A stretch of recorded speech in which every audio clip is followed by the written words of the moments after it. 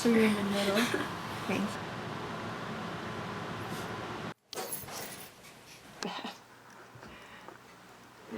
My hair looks good.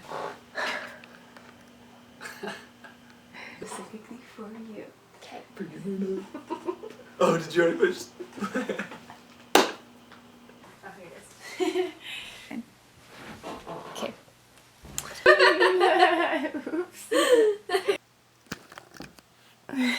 Okay. I feel like I'm just like.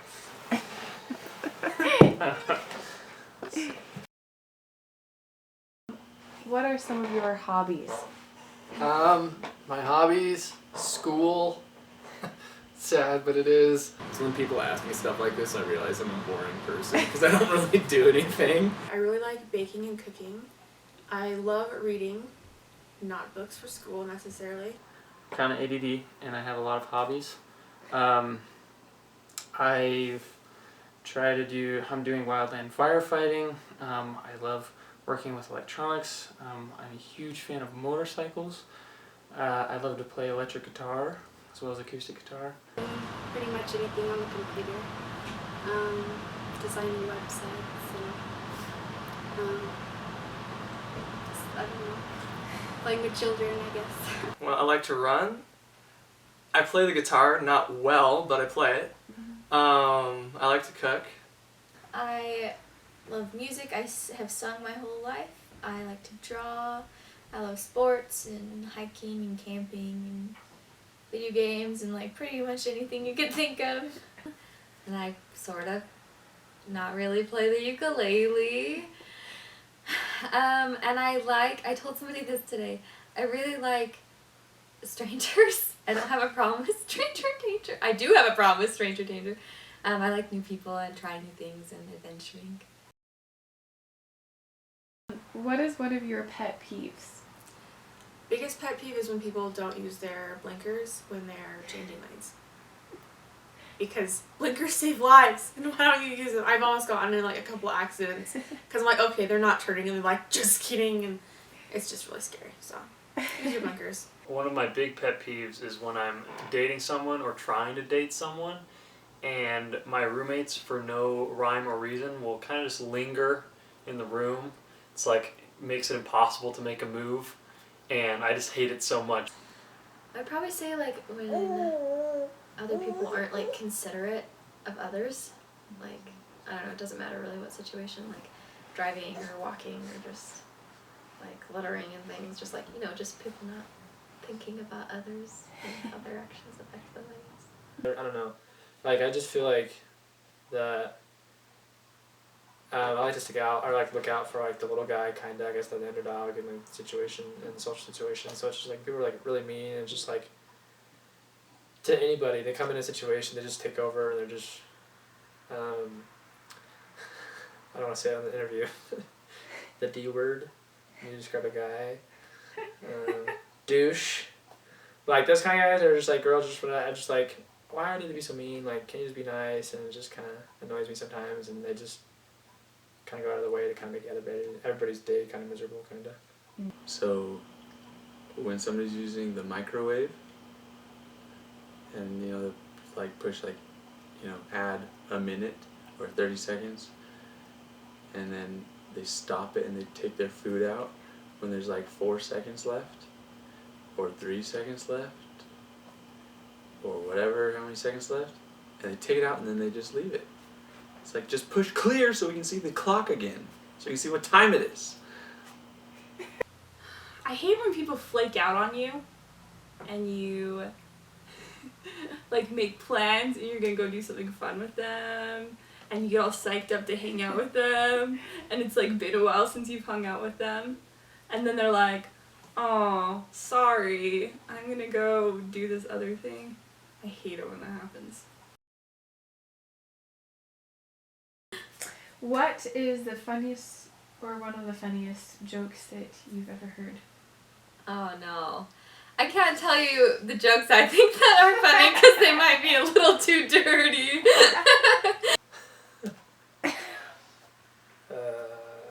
I don't know. What do you call a fish with no eyes? I don't know. So Okay. so once upon a time there was a grasshopper, and the little grasshopper animal, and he was out walking in the desert. It was really hot, and he was getting really sweaty and dehydrated, and he came across a malt shop. And he walked in, and he's looking at the menu. He's trying to decide, what shake he should get, something cool and refreshing. And then he starts talking to the cashier there, the person that makes the shakes. And he's had a long day. It's been rough, and he's trying to decide what to get. And the cashier says, "Hey, have you decided what you want?" He's like, "No, I'm still deciding." And then the cashier says, "Hey, well, did you know that we actually have a shake named after you?" And the grasshopper just paused, and he, a little tear swelled up in his eye, and he just looked up at the cashier, and he's like, You have a shake named Leroy?" This girl comes home from a date and her roommates are like, "How did it go?" And she's like, "Good. But I think I maybe talked about reducing fractions to their simplest form a little bit too much." And her roommates are like, "Yeah, that probably wasn't a good idea." And she's like, "Yeah, hindsight's one."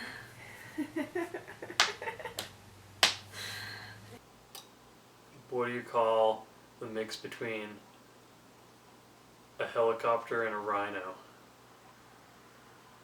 I don't know. Hell if I know! What is one of the happiest moments in your life? Happiest. I guess, I don't know, when my little sister was born. I would like to say that it was the day I got married, but because that hasn't happened yet, I can't. When I was, I think, 6, my parents went to Hawaii for a week, and for whatever reason they left me with my brothers, just us, we didn't have anybody else taking care of us. My brothers are all in high school or middle school, so they had to take me to elementary school and pick me up and feed me and stuff, which they didn't do very well, but it was still fun. But we would stay up every single night playing games and eating pizza, and it was just good sibling bonding time. Oh, when my fiance said she'd marry me. That was a pretty good one. I would say probably when my daughter was born. That was pretty happy. Definitely going to the tide pools. So I live in Southern California, pretty close to the coast. We're maybe 20 minutes drive from the beach. And the beach is great, but I really like tide pools even more because of all the sea creatures that you can actually see and hold. My favorite are sea slugs, which sounds disgusting, and objectively maybe they are, but I think they're really cute. So you go down when the tide is low and you can see sea urchins, sea slugs, sea cucumbers. There's all these crabs going in and out of the cracks and stuff, and that was a really fun family memory that we'd always go down the tide pools. Probably just any time I'm with my family, we're all just in the same room doing whatever, and my nieces and nephews are being cute. And yeah, just hanging out, playing music. Okay, what is one of the most difficult times in your life?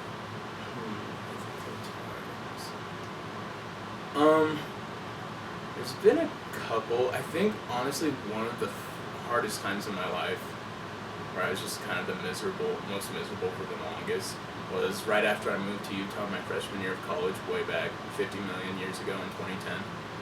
Because I'm old, but I was originally going to room up here with one of my best friends from high school, and he ended up staying home the year before his mission and just working, and so I came up here all by myself, rooming with random people, and I just was really confused as to why I came. I was super just depressed all the time. I'm like, why am I here? My 2 best friends are back home. I'm just up here all by myself, super stressed out with college, not knowing what's going on. I don't know anybody here. I'm living with random people. And I was just super homesick, and it lasted for the first month and a half. Because I would just go to class and come home and hang out in my apartment. I wasn't really meeting anybody, and then eventually I started making friends, and I realized I had to put more effort into getting to know people and being social instead of just waiting for it to come to me. And it got better after that, but it was just not a lot of fun. Last year when my husband and I got in a car accident, and just the aftermath of that was all pretty hard. I was like 6 months pregnant at the time. The first difficult time was when I was probably 8 or 9 years old, and my parents decided that they wanted to remodel our house because it was smaller, our family was growing, and they decided they'd rather remodel the house than move. So we tore down everything. The only 2 bedrooms standing were just like 2 bedrooms in the front of the house. Everything else we had knocked down just like to concrete slabs, and we like dug the foundation ourselves. We put the studs in ourselves. My dad wanted to do all the electrical work, all the plumbing work, and so it just stretched out to be this huge ordeal that lasted about 7 years. And it got so bad that like the only source of running water was in our bathtub, and depending on who washed the dishes, we found out that we got like soap poisoning by one time because someone didn't rinse the dishes well enough. And our fridge was just like on a concrete slab, like plugged in. And so it was like breakfast time, and if it was raining, it was like, okay, who's gonna get the milk? So it was just really not a good situation. And so we moved up here to Utah to live with my grandpa, who has like a huge house. So awesome. I was like in love the instant I got here because we had like a bathroom and a front door that locked, and I was super excited. Made a bunch of really good friends here, and after 2 years my parents were like, okay, we have to get the family back together, like it's not good for them to be apart like this. And so we came back together, but the house was really not finished. It really wasn't any better circumstances than when we had left, and that was really difficult because I had been uprooted from California, placed back in a really great place in Utah, and then uprooted again and brought back to California with not any better circumstances. My parents have been separated a lot.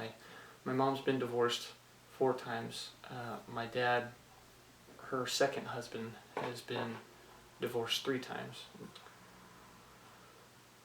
A lot of my childhood was a lot of dysfunction, and I think a lot of times I felt very alone, and I just wanted to like stop, and I would see my parents like do things or say things to each other that was like obviously that was a stupid thing to say, or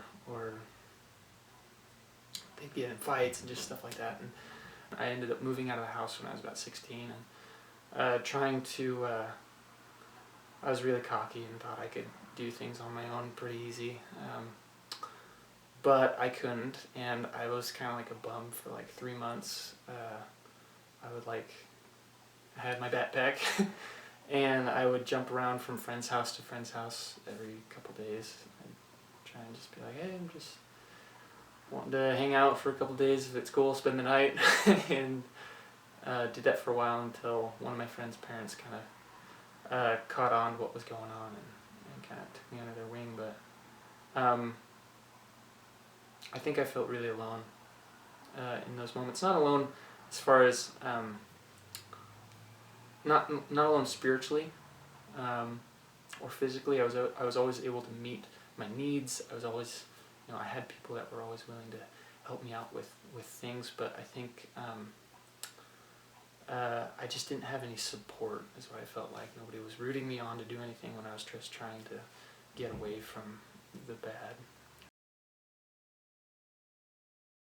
Which mental illnesses do you deal with?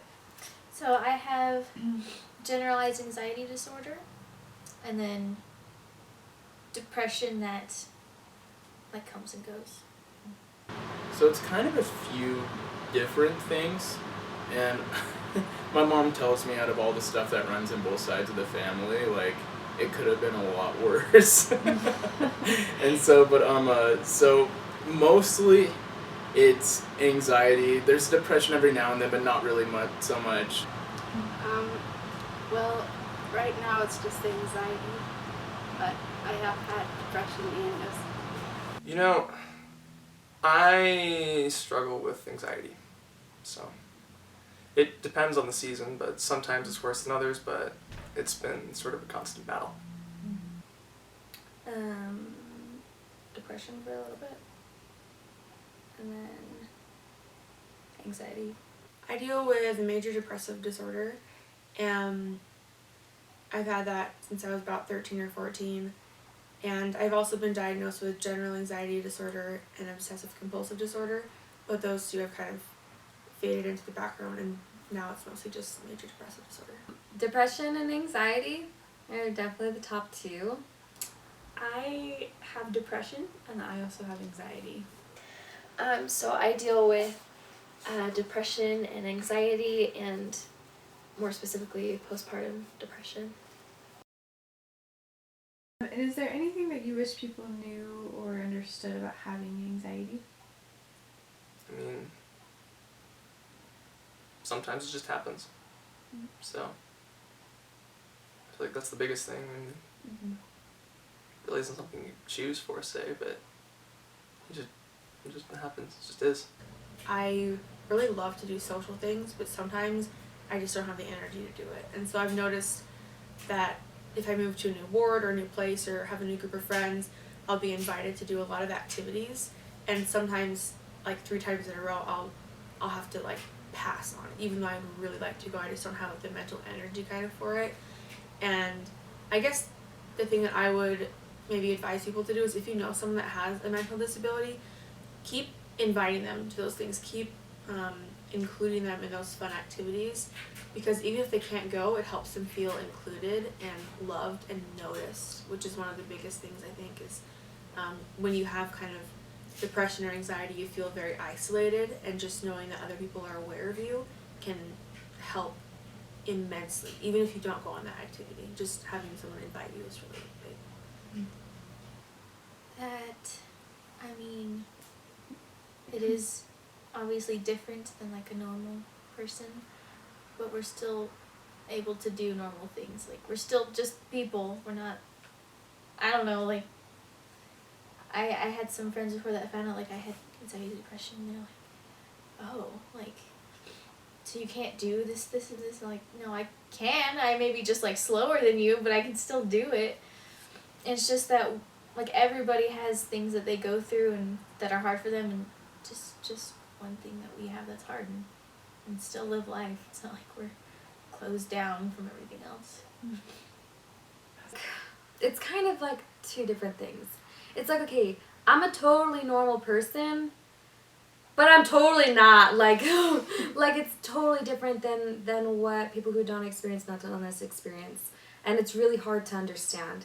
And so I want to be treated like I'm just a normal person, like I do all the things that everybody else does. But sometimes I like literally can't. And like, no matter the amount of like prayers or squaring my shoulders or any of that, like, it's not going to work. And like empathy toward that of like, it's okay, like it's okay, you just gotta get healthier right now. What do you think would maybe help get rid of mental health stigma? I think on some level just talking about it helps. I think it's already happening a lot just by talking about it. I think that, honestly. Maybe if people were more like open about it. I mean, there is a line where, like, I guess as an example, in like school, you still have to do your schoolwork and stuff, but if you can be open with teachers and friends, classmates, like, I have this problem, I'm gonna need more help, like, you know, that's fine. Like it would be the same as like you have like one specific subject that you struggle in, so you go get help, and that's like, it's normal. But like, it's just, everything's hard and you just get help. Like, it's not anything different. I saw this funny picture of like everyone at like BYU, or like there would be like one mental health disorder day where everyone just like is like, hi, I have depression, or like, hi, I have, you know, kind of, and then just notice people that they're totally normal. Like in the grocery store, like, oh, they have depression. They like tuna too? Oh my gosh! Because there's kind of this like separation of like otherness. I think it would help if people were just open to talking about it. And it's not as dark and scary and awful as it's made out to be. Sometimes it can be very debilitating. Like, I don't want to diminish that because it is a real thing and it can be a cloud that hangs over your shoulder. But the thing is, like, we'll all be happy again eventually, you know? Or sometimes those are small victories, but if people understood that the best thing they can do is just being willing to understand and be there for someone and talk to them when they're going through this, like, I feel like that would make a huge difference. So when we go through life with like a mask on, like, you know, I'm fine, I'm perfect, things are great. Good, how are you? Oh, I say that so many times but I don't mean that.